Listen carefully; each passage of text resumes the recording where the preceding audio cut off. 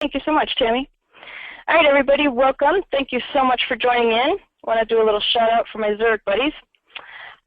Today we're going to be talking about AOE-COE issues and whether or not we should go to trial and when we should go to trial and why. We're basically going to gear the seminar more towards the claims examiners and how the case starts from the time it hits your desk and how the investigation begins. Let me give you a little background on me first. I have been practicing workers' compensation for a little over 20 years, but I swear I look 30. Okay, and I am from a small town in New Jersey called Spring Lake. It's on the beach, so hi to any other Jersey girls out there. And I went to college in South Carolina, University of South Carolina, law school in Florida, and then I wandered out to California and never left. So I am licensed to practice law in the state of California, Florida, and Washington, D.C. In my career in work comp, I did start as an applicant attorney for the first 5 years in San Diego, which was great because that way you get to learn a lot about the applicant side and the defense side. And with that, let's get started. Where we're going to begin is when the file hits your desk as the claims examiners. What we want to do is look at the information immediately, and there's several steps that you're going to take. I'm going to go through an overview, then we'll get into more detail. All right, if we do think we're going to deny the case when it's been sent over to you and you're in touch with the employer or whomever decides to refer the file to you, they may tell you the employer wants to deny this for whatever reason. So you're going to start looking at your medical reports. You want to call your employer, review any claim forms. You're going to call the applicant if they're unrepresented still. Check your coverage dates. Obtain an ISO. Consider SBOSA. It might be early for that now. And then, of course, if you can take some statements, that's always really helpful. I know a lot of you are eating lunch. Keep enjoying, and let's try to pay attention a little bit. Okay. What we're going to do first when you see your meds, you're going to really look for prior injuries. As you know, our biggest offense these days with the AMA guides is trying to find some apportionment. Then you want to look for pre-existing conditions and any other types of injuries similar to a car accident, maybe a slip and fall. Also, did the doctors address any industrial causation? Look at those original reports that you get. Sometimes there's some really valuable information in the first few visits by an injured worker. Sometimes their stories will change, you'll see, between the doctors. So keep an eye open for those kinds of things when you first get the medical reports in your desk.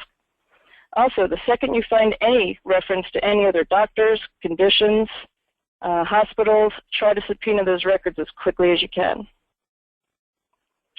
Okay, then you want to make contact with your employer. What are the things you want to talk about? Let's go through the conversations with the employer that you're going to have. You really want to dig into the facts of the claim from the employer's perspective. Depending on who your employer contact is, depends on what you're going to talk about when you talk to them. They may not be the most knowledgeable person. See if they can put you in contact with the most knowledgeable person. That's always helpful. Or if you can talk to more people, the better. Of course, that gives us more information. Now, I know that a lot of you keep some really good claims notes. I love it when you send them out to us. It's really, really helpful, especially when you put as much detail in there as you can. What you want to do first is get the name and information on any contacts you can get. If there's a supervisor, maybe they've had more than one supervisor, you can get all of their names, their job title, their phone number. That would be super. If they were supervisors in the past, try to get the order of when they were supervisor. Those kinds of things will come into play if we have a post-termination case or we have any type of good faith personnel action. And we're going to get into those defenses.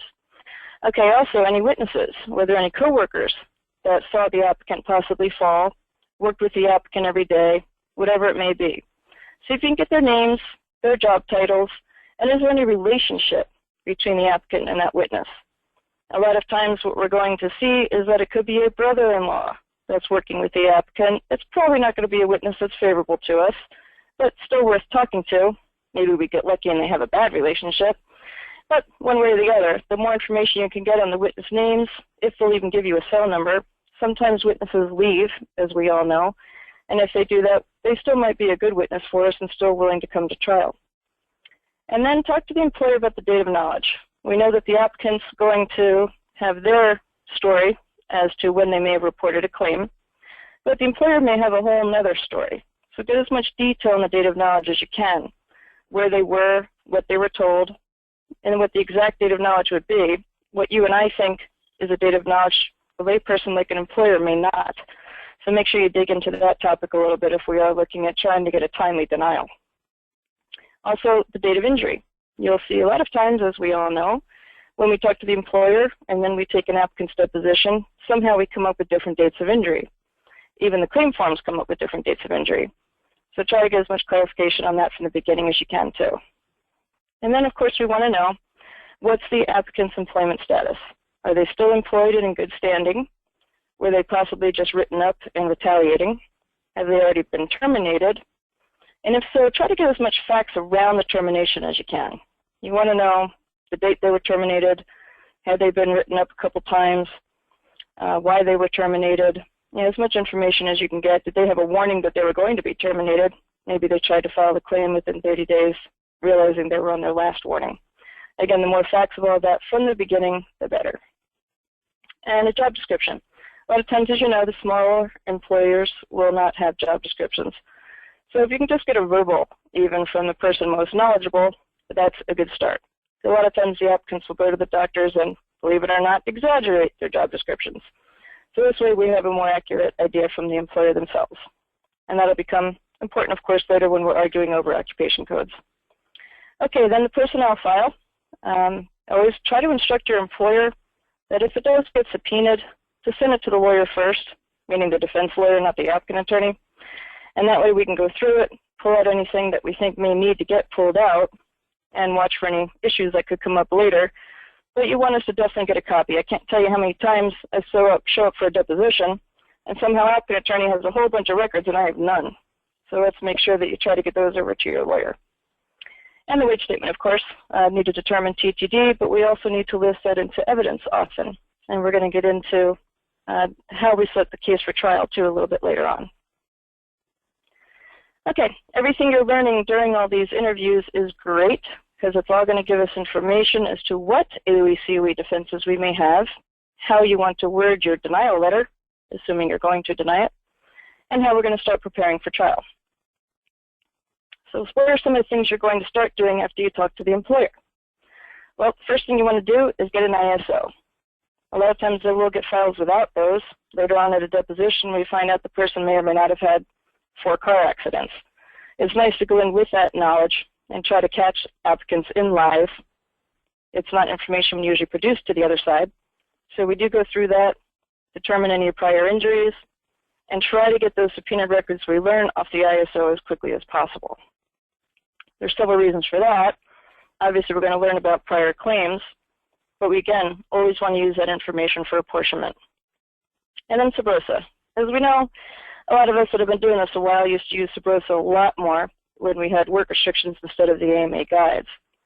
But now, pretty much we see ourselves weighing the cost versus the benefit.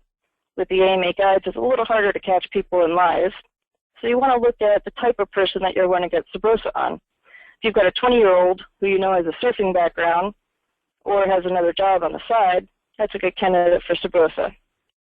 Possibly somebody who's in their 50s or 60s, a little less active most likely, probably not surfing, may not be as cost effective to get film, but again, that's a fact-by-fact basis. And of course, that can be talked about with your attorney when the file is assigned. And then statements. It is fabulous when we get the file with statements. Of course, they can be in the claims notes, which will be more protected for basically work product privileges if you are the ones taking the statements. But naturally, everybody is really busy. Believe it or not, you have a lot of files. Yeah, you knew that. So you might assign an investigator, realizing the risk with the investigator is those statements can be discoverable. So sometimes you will assign the defense attorneys to take the statements. A lot of times we'll, of course, argue that's privileged. It's a much safer bet to go on, and it's worth paying the attorney to do it if it's a high exposure case or if you have an employer who's really angry and really wants to fight the issues. So it really depends on the facts, too, as to who will be taking the statements. But again, they are extremely valuable. Okay. What you want to do as well in the very beginning is call the applicant if they're unrepresented. And do this during the 90-day delay or as quickly as possible. You really want to try to get them while they still trust you. They're not guarded. They may be inexperienced in work comp and not consider the insurance the big bad company. When you do talk to them, be nice, be friendly, and be caring. I know that's hard when we're busy, we're stressed out on our own. You may think the person's committing fraud, but if you build that trust, you're going to get a lot more information out of them. They're probably going to be talkative because they either really want to get help, and they probably won't get a lawyer if you think you care about them. But the other thing is, too, it's surprising how many lies you may catch them, and also when you catch them off guard when they pick up the phone. So get a feel for them right away. When you do your notes, if you could also not just write down your conversation with them, but what was your opinion of them? Did they seem to come across honest? Did they come across like they were lying? Were they changing their story? That's good for us to take that information into a deposition as well. Okay, the things we're going to explore. We'll talk about these things in a little more detail. When you get the dates of injury, find out the facts of the injury, and again, now you can compare what the employer told you to what the applicant told you. It'd be surprising how different these things can turn out. So you need to figure out in your own mind, in your own case notes, who might be more credible. Of course, you need to be careful what you write in your claims notes, but if you can say there may be a credibility issue, there's some more facts that need to be explored, keep those notes. When we get those, we can read between the lines and figure out where we might need to go. And then body parts. As we all know, the applicant will tell you on the phone their back hurts. By the time they get a lawyer, they've got 22 more body parts. So it's good to get that information up front, and then you can ask your lawyer, why do they start out with one body part and end up with 22? Good question. Let's find out in the depo. And then witnesses. Again, get as much information about them as you can right up front. That way also, if their phone numbers are there and their names and their job titles, when I get the case before a deposition, often I'll call them and try to get more of a story. That way we can use it against the applicant at the deposition, and it tends to scare them when they know we know more than they think we do. And again, you'll get your employer's day of knowledge. Make sure we have a timely denial with that. And when you get into who the claim is reported to, we find this coming up at depositions all the time, especially if I bring an employer with me to the deposition.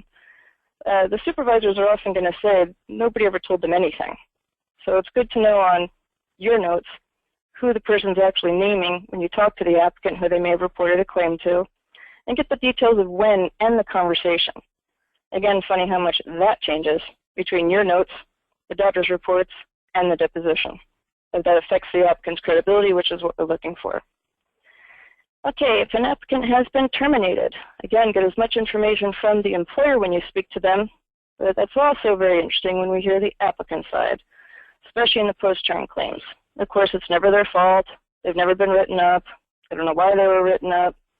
All of those details will come out later, which is, again, why we also need a personnel file. The greatest part about when you talk to the applicant up front is you can find out who their private doctor is. Amazing what shows up in a lot of scripts and Kaiser records. And when you talk to them about that, if you can get the doctor's name, the address, and how long they've been treating with that facility or that doctor. And sometimes the next follow-up question would be, how many addresses did you see that doctor at? And if the person's treated with the hospital for a long time, find out which facilities. You know, they say that we get all the facilities from one local hub of Kaiser, but I haven't found that to always be consistent. So get as much information there. Again, that's going to help us with apportionment and catching the applicant in lies. Not that they ever lie. Don't take me wrong. Okay, now, next question. Where did they treat just for the work comp claim? Often, as we know, we send them to the clinics, and then we get to the deposition, we find out they've seen 3 chiropractors, or they've been going to acupuncture, or of course they've been treating over the border. And any prior injuries, some people may be forthcoming, especially before they get a lawyer. They won't know that's a bad thing to tell, but you do want to try to get into that as much as possible. And concurrent employment's a big one. We often don't think of asking that. Sometimes you'll get laborers who are working several jobs. Maybe they don't have full time. When things slow down, they go on to another employer. Really, really important question. We want to bring in as many other parties as we can to share in the liability and, of course, the costs. And let the applicant know you're sending them a signed release or a release to sign.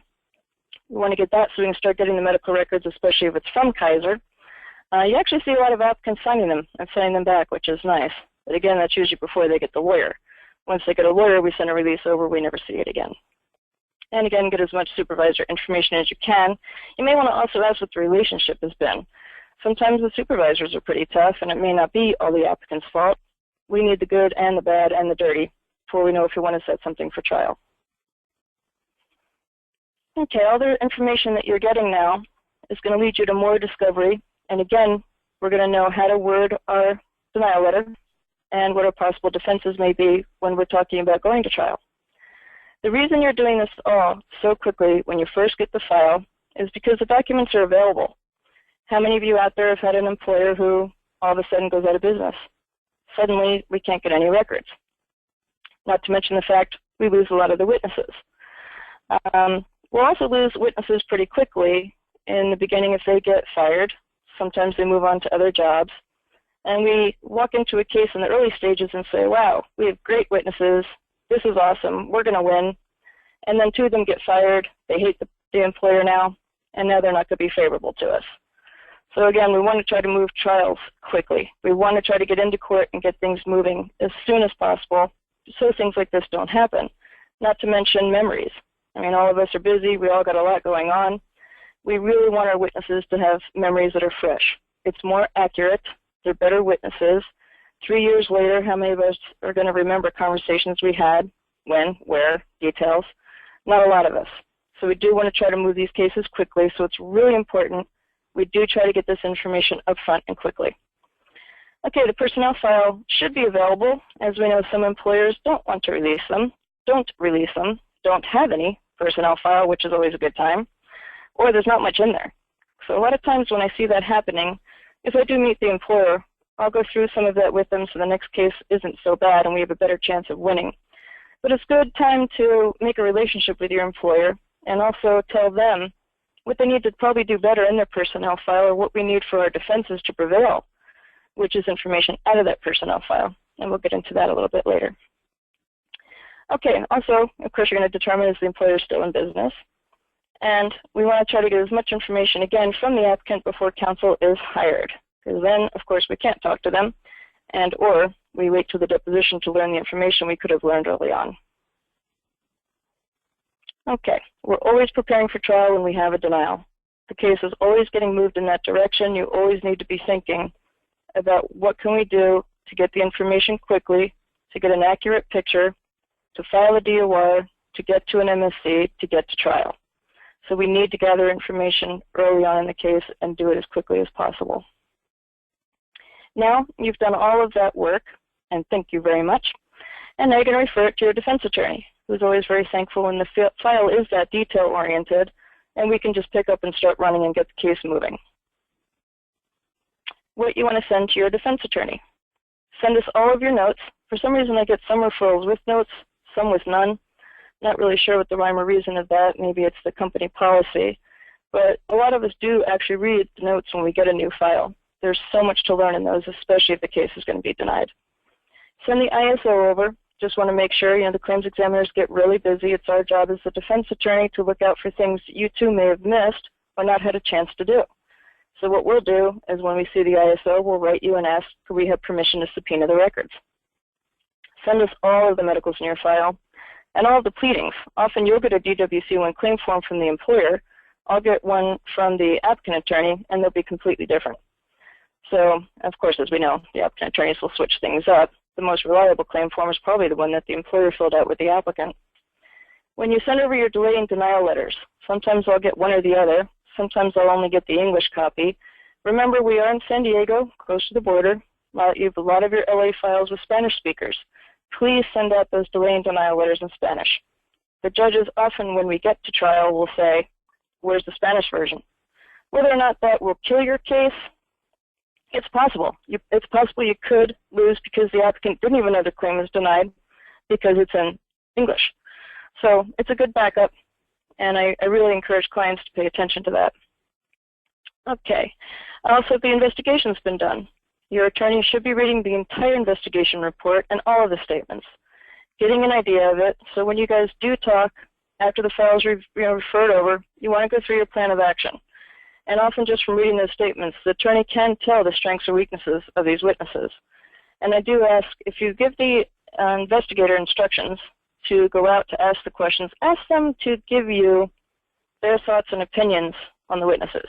Did they make a good witness, bad witness? Did they hesitate? Were they too shy? I mean, things like that are good for us to know too, as to how powerful will our witnesses be for trial. Also, any subpoena records that you get. Often when I get a new file, I will see subpoenas, but I don't always get the records. So if you could send everything over, it would be fabulous. Again, any information that you have on the witnesses and your employer contact information that you gathered, and any settlement authority. The second I open a file, the first thing I'll say is, do we have settlement authority for a nominal amount? Are we able to move this case forward quicker? We want to start trying to move the case, move the case, move the case. A dead file, and when it sits around too long, we all know is a bad file and more expensive. Okay, so when we get the file, we'll discuss our plan of action off the information that you sent over. We might come up with more discovery that we want to conduct. We can decide if we want to take a deposition, and you don't need to take a depo in every case. And I say that because often, a lot of these cases, the attorney meets the applicant for the first time at a deposition. And because of that, all of a sudden you leave a deposition with 52 more body parts than you walked in with, because the attorney has prepped the applicant to add them. Sometimes if we have a claim that's moving along nicely, or we have enough evidence, we may not need a deposition. Usually in a denied case, though, we will want to get the applicant's story.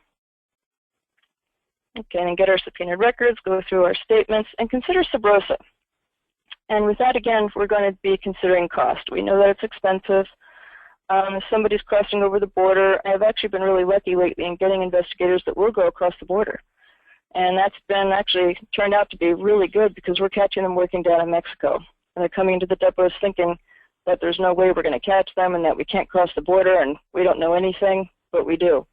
So consider finding the investigators that will actually cross over and explore that. Now, a really big thing that we need to discuss when the case first gets referred over is, what are the employer's expectations? You've got some employers that don't want to deal with it. Maybe they're hiding something. Yes, that does happen. Do they want to try to get rid of the case for any amount? Do they only want it to go for no more than $1,500, which we're not seeing that much these days for nominal settlements? Will they actually give you any authority? You really need to field them out depending on how much control they have in your case, as you've all experienced. And some of them will say, this is a total lie, it's fraud, we want to go to trial. From the second they walk out the door, that's all we're going to do. There's absolutely no discussions of settlement. And that could change later, but in the beginning, if you get an employer like that, we need to move on these steps quickly. And do we have a credible employer? I've had some really aggressive employers that are far from credible. Puts us in a pretty bad spot, which is when you should have your attorney have a heart-to-heart with the employer to really explain what's needed at trial, and that credibility really matters. All right. I've actually given some seminars recently, and it's a real shock to learn how many adjusters don't know what a pretrial conference statement is and have never seen one. For short, a lot of us call it a 5-pager. It's normally 5 pages. Sometimes it's longer if there's a big site. But the pretrial statement conference is what the attorneys fill out at the MSC. And as we all know at the MSC, discovery gets cut off. What's discovery? That's everything we just did. We need to have our witness names that day. We need all of our evidence. We need to know the date of the letters that we've been requesting. We can put in the deposition for impeachment only. The deposition does not go to a judge. When we start impeaching, parts of it may go to a judge, but a misconception is that the whole transcript's going to the judge. So that's great for us, we win. That's not how it works. So a lot of the attorneys probably don't explain to the adjusters why they're asking for some of the information they are, or why do they keep asking over and over again for it. But that is why. When we get down to that MSC, discovery's cut off, we need to know our defenses, they need to be written down, our issues, what our exhibits are, any witnesses and any experts we may have coming, like the investigators. We need to know their names, the company they're from, and certainly the date of our sub rosa film. So again, if you see the attorneys panicking towards the time of the MSC, and or writing you over and over and over again for the denial letter in English and Spanish, get that over to them, because this is a crucial time when we get to that MSC. And the pretrial conference statement, the things we fill out, you'll see a little section at the bottom of the evidence page that lists witnesses. They might be our employer witnesses, possible expert witnesses. By expert, that normally used to be lien experts that we used to use. We don't see that much anymore, of course. And, of course, our investigators. they need to come in, and they should be listed. And often what we see too is the investigators leaving some of the companies. So you should also try to get the investigator owner of the company, maybe a supervisor. It doesn't hurt to have a backup name. And any other witnesses that you can think of that may be handy, we usually overlist versus underlist. The more names you put, the better. We can always strike them later. And then for our exhibits, we want to get into the wage statement, get that in for TTD arguments, the personnel file for terminations, write-ups, get the job description in case we're fighting over the occupation code, and a date of hire. We need to list all of our medical reports, so by then we should have all of our subpoenaed records in as well. Again, the deposition comes in for impeachment and any sub rosa, and again, the delay and denial letters will be crucial. And then there's another page where the attorneys list all of their issues, the things we're fighting about, and any defenses, which we're going to start getting into now. As to some of those that we're going to list. Most of them do need to be listed to be viable at the time of trial. There are some loopholes to that, but the case should be organized by that point to know what our strengths and weaknesses are. You really need to educate your employer also. They may need to assist if we're going to go to trial.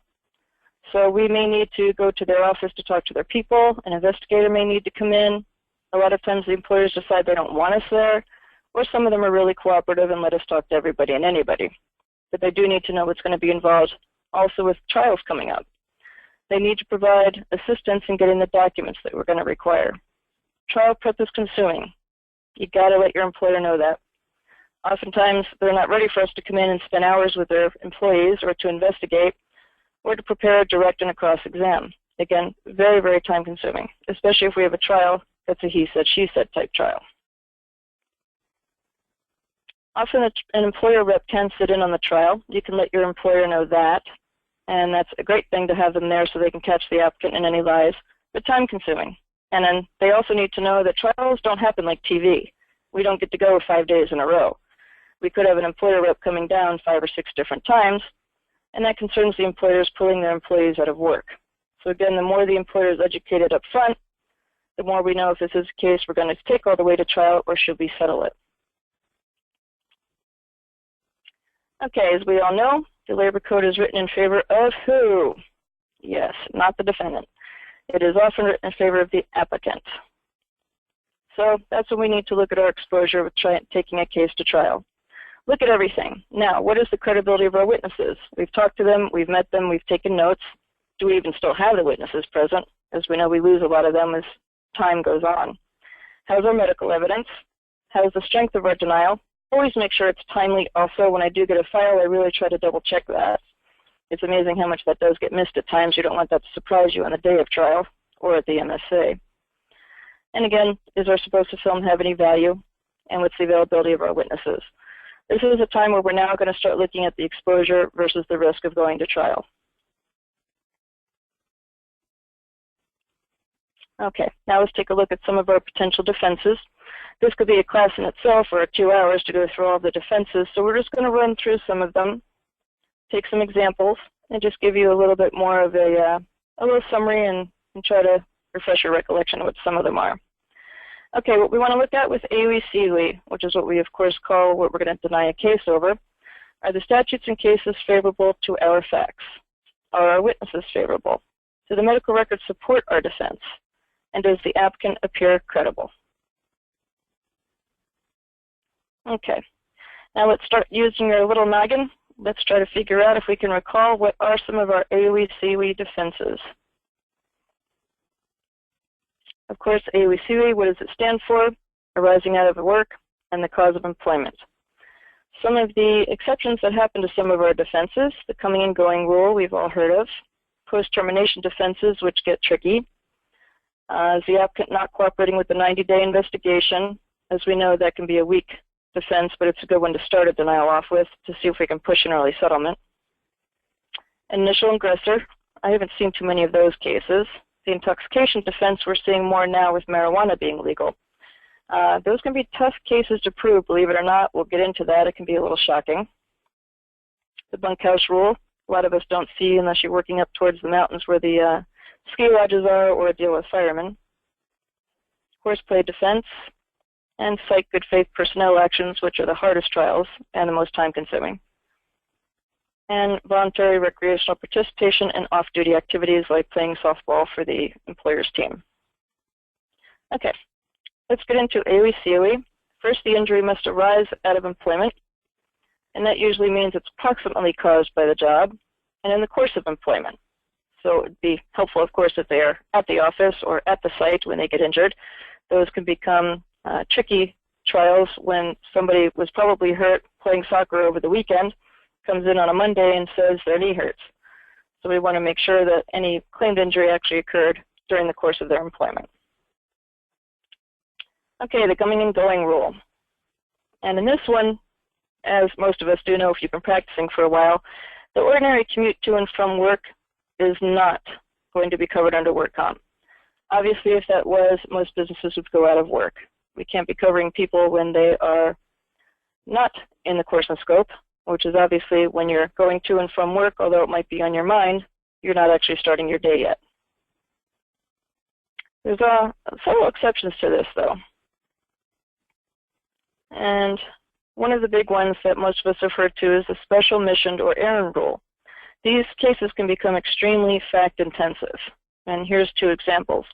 One is when the applicant is, or the, let's say, employee is leaving the office, and the employer stops them and says, hey, can you stop at the post office? Just wonder if you could drop this mail off. It needs to get where it needs to be immediately. And the person gets in a car accident, leaving the office, heading to the post office on their way home. Because the employer asked them to take this special errand, it will get covered. Now, if we look at other cases where perhaps an employee has permission to use a company van, and on their way into the office, they stop for coffee and a donut. They're pulling out of the parking lot of the donut shop, and they get hit. Is that going to be considered coming and going rule? Well, that's going to become very fact-intensive on whether or not the employer actually gave them permission or knew they always stopped off. Everybody went in, got coffee and donuts, got back on the road, and started their day. If it's a company van and that's a normal course and scope, and that the employer knew about it, it could fall under an exception and definitely a triable issue. And the commercial travel rule. Say we've got some salespeople that are on the road a lot and or flying. They're in a plane, luggage comes out of one of the bins, hits them in the head, they end up with a neck injury. They may not be at work selling something, but they are in the course, by all means, by being on that plane, and the neck injury would be covered. Post-termination injuries. I know a lot of us hate these, and these days we're seeing a lot of the applicant attorneys running ads. And what they're saying is, if you've ever been terminated, but you had any pain while you were still working, call us, we'll help you. And these are people that have already been fired or terminated. They come in 6 months later to the attorney's office and file claims.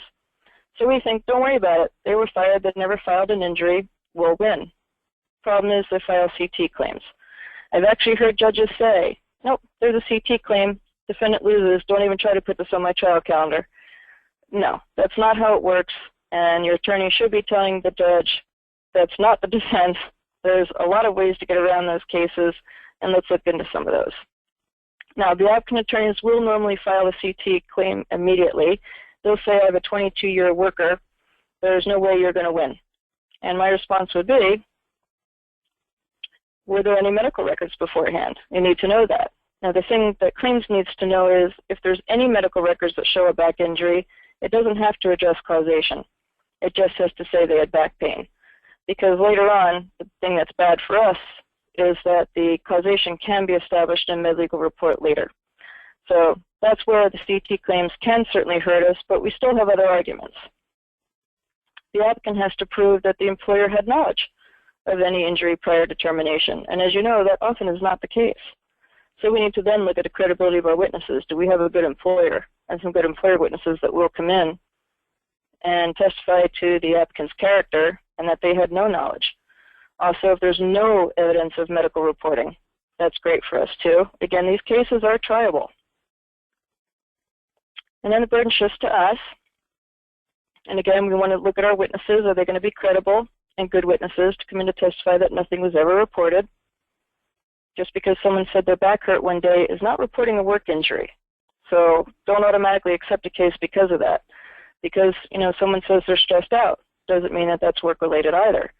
So these things still have to be proven more, and you have to look into any prior medical reporting. Okay, another defense, initial physical aggressor.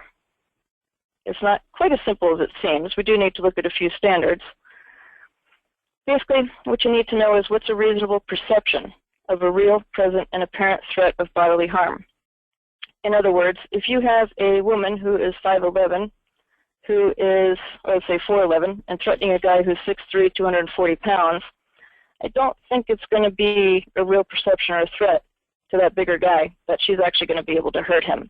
But if you've got two persons that are at work, and one of them may be holding something that could be like a weapon, and they lunge towards the other coworker, of course that could be considered an initial physical aggressor.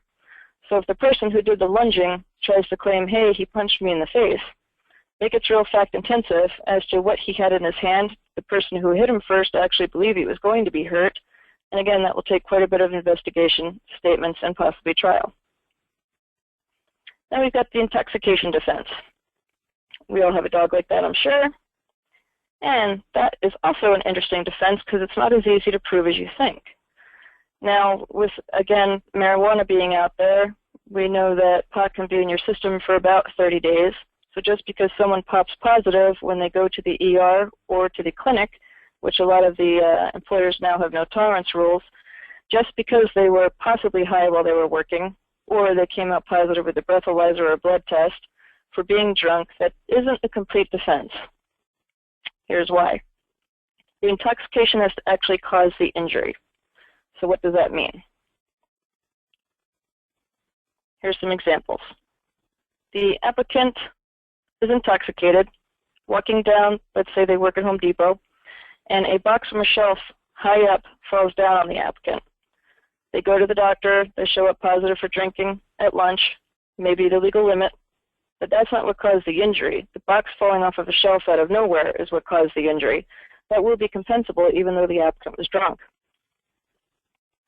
But if we have witnesses who see the applicant, swearing, talking funny, walking down an aisle, not paying attention, and they trip over themselves and land on their head, that's not going to be compensable. Again, it may take some testimony, but causation is going to be also very much part of the prong, not just the intoxication.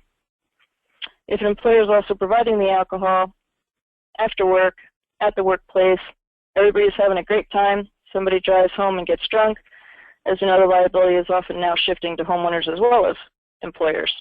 So we don't see a whole lot of the drinking in the workplace anymore. I know, that's a drag. Okay, the bunkhouse rule. We used to see this a lot more a long time ago, but again, if you're up near the ski lodges, where you see a lot of the skiers living in the bunkhouses, as they used to call them, now probably chalets, or if you've got firemen and persons like that that are actually living in places in order to do their job, those claims will be covered.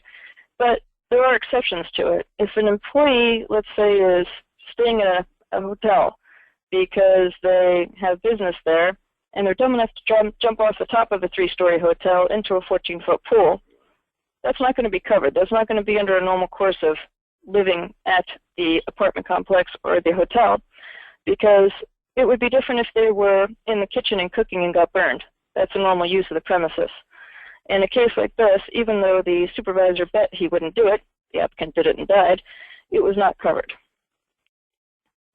Common sense might tell you that that probably was not going to be covered. Besides the fact it was stupid, it was not condoned by the employer by any means, nor was it in the normal course of anything that the person should have been doing while at the hotel. Okay, another example would be a waitress who has to work double shifts.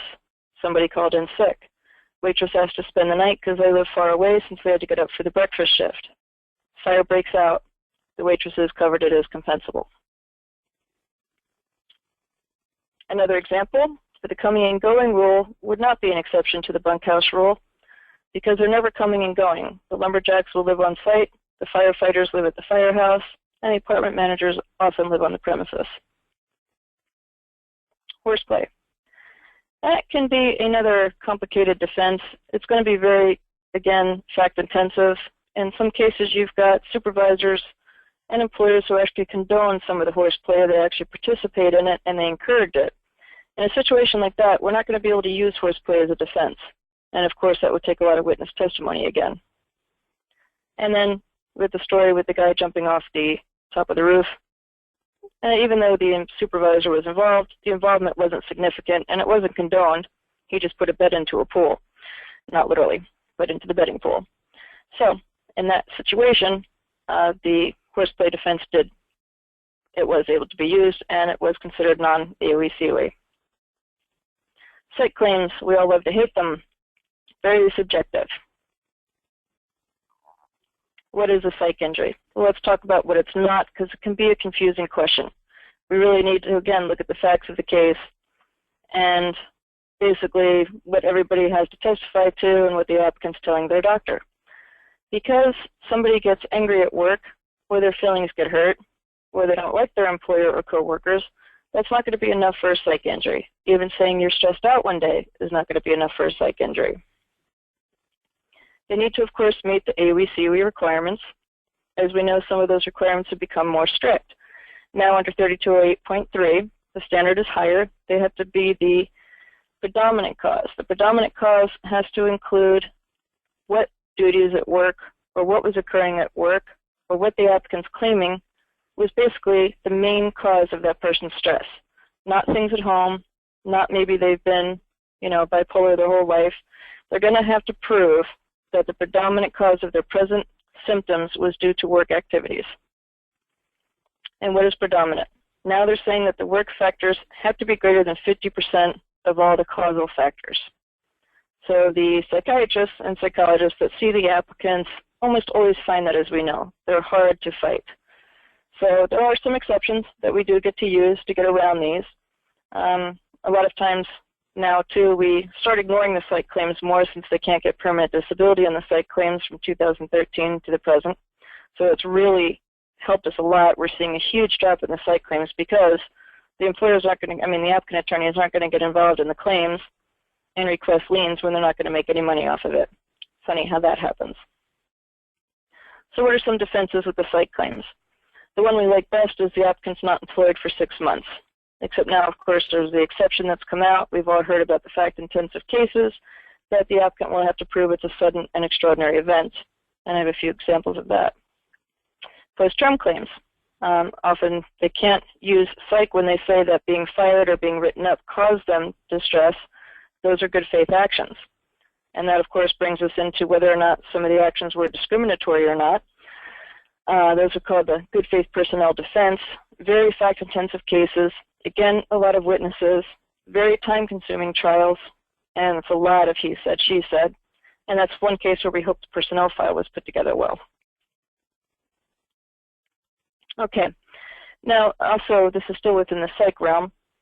Violent acts, I think most of the time, as we know, we're going to see those getting picked up. If there's any kind of robbery, anybody saw anybody get beat up or, saw something that was pretty gory that you and I don't normally see every day, it's pretty obvious which claims are going to be accepted.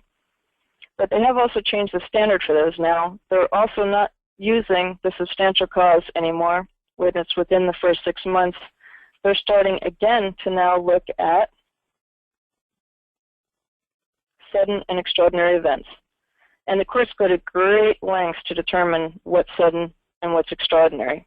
It's amazing how much time they're taking and looking into the facts, testimony, and the businesses. And here's an example of that. When we have the retail manager at Home Depot, and let's say a bunch of lumber falls on top of an injured worker, you might say that's not so extraordinary, but in that business, it's not normal that in a Home Depot, a whole bunch of lumber is going to fall on somebody. They should have ways to prevent something like that from happening. The applicant was actually able to prove that was sudden and extraordinary. Again, these will be case by case and very factually intensive. Another case where a similar occurrence occurred was an avocado picker was up on a tree, and he fell out of the tree. And the applicant was able to prove that that was a sudden and extraordinary event. What the court did hold was that Skiff should have tried to argue that that seldom happens. It wasn't, or it happens often, but it wasn't sudden and extraordinary. And Skiff then could have brought in examples of other cases where it happens all the time. The guys climbing the tree should have known and taken extra precautions. By no means would that be considered sudden or extraordinary. And again, you have to realize these cases are very fact intensive. They are worth trying because anything can come up. You don't know what a judge is going to hold. As we know, every judge in every venue is so different. Let's talk a little bit about the difference in cases. And then we have the good faith personnel actions. Again, these cases are pretty difficult. It's really hard to know if an employer is being honest with you when you take their statements or meet them. They're not going to admit they were discriminatory towards somebody. They're not going to admit a lot of the things they could have done that were wrong. So a lot of times we do have to turn to the personnel file. And again, we're not going to see a lot in the personnel file. We're going to learn a lot from the applicant at a depot, and then we're going to have to look at which party seems more credible. And a big part that the courts look at here too is our med-legal.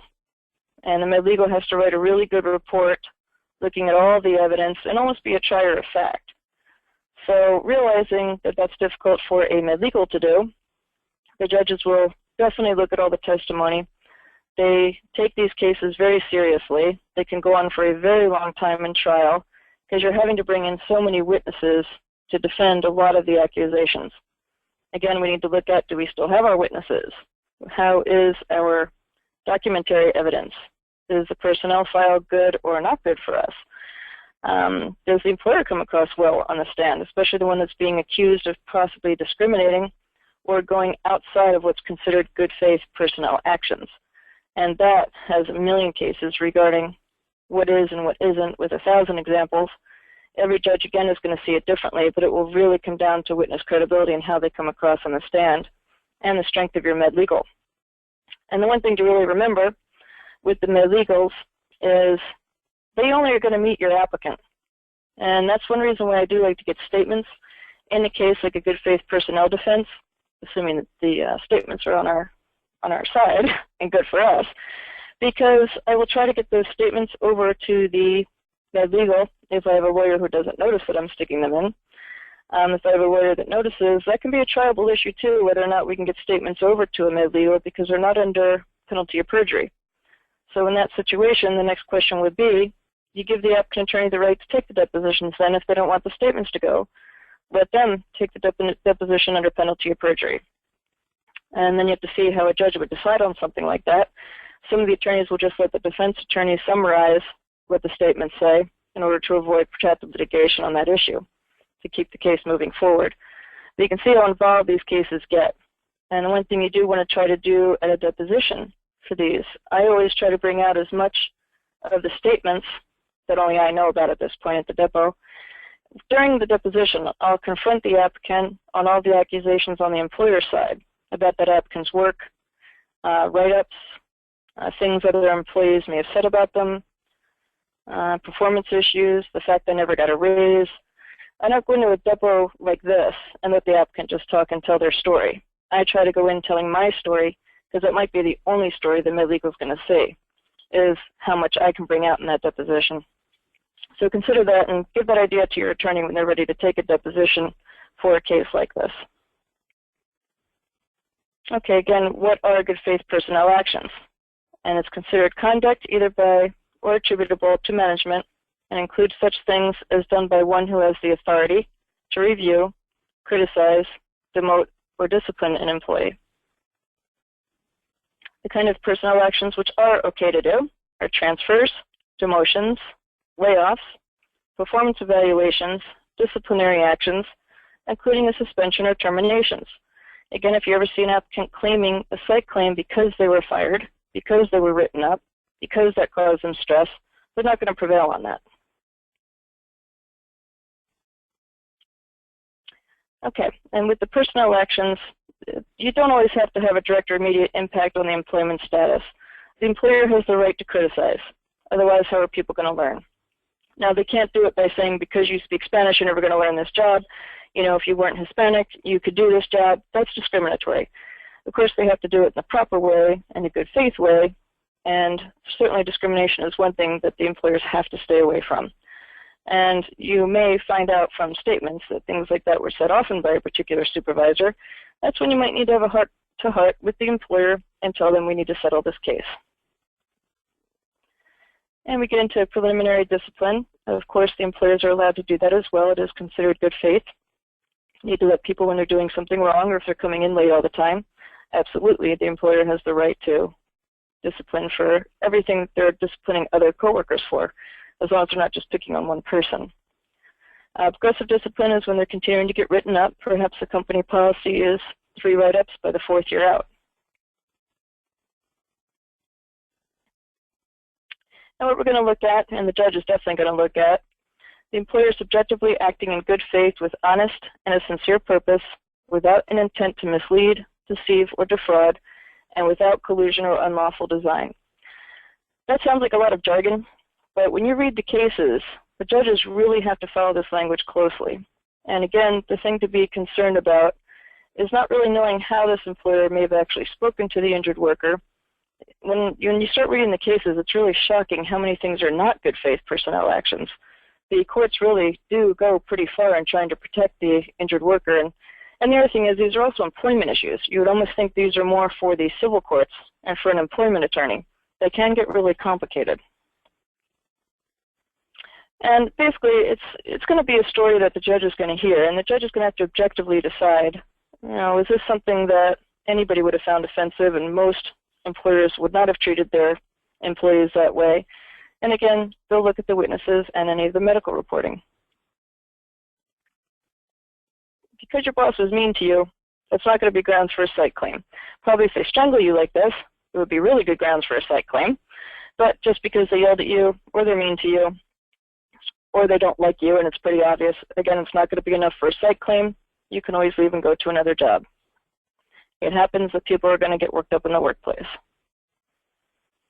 You have a situation too, another case. We have angry criticism, occasional shouting addressed at the workplace. Standing alone is not conduct that's so outrageous, irresponsible, or outside prevailing social norms as to be called bad faith, but there is no hint of an improper motive or discrimination. Again, extremely fact-intensive cases. You really want to send your lawyer out to talk to the employer, get the impression of them.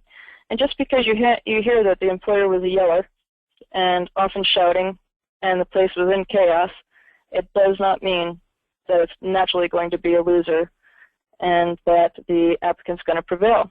A lot of these cases are so fact-intensive, don't be afraid to take them to trial, but you do need to realize they are going to get costly, very time-consuming. You will lose witnesses as time goes on, possibly before you can even complete a trial. So again, educate your employer. So you can now see, as we go through all these steps, why it's so important to begin the discovery early on, to really get impressions of our witnesses, make sure we have our documents lined up. When we get to the MSC, we need to make sure everything's ready to go on that 5-pager. We want to fill out that pretrial statement conference. You guys should look one up on Eames if you've never seen one, and you'll really get an idea as to why the attorneys need the information and what we have to fill out, hopefully prior to the hearing, but at least at the hearing, in order to set the case for trial and to prevail. If the information is not on that 5-pager on the day of the MSC, it cannot be added in later. So if you have good witnesses and you forget to tell your lawyer their names and they're not on that 5-pager, you can't go back and add them in later. So again, we want to make sure we get all of our ducks in a row, get our investigation going quickly. Our first goal would be to try to settle a case for a nominal amount versus the expense of trial. Of course, figure out your employer and what their goals are. And then hopefully we'll come out to a successful trial at the end with a great decision, especially if you hire Bradford Barthel. Again, I'm in your San Diego office in the Bradford Barthel office. So if you need any cases handled down here, please feel free to give me a call with any questions, or if you'd like me to take any cases for you, always happy to help out. And there is my information. Feel free to send me an email or give me a call.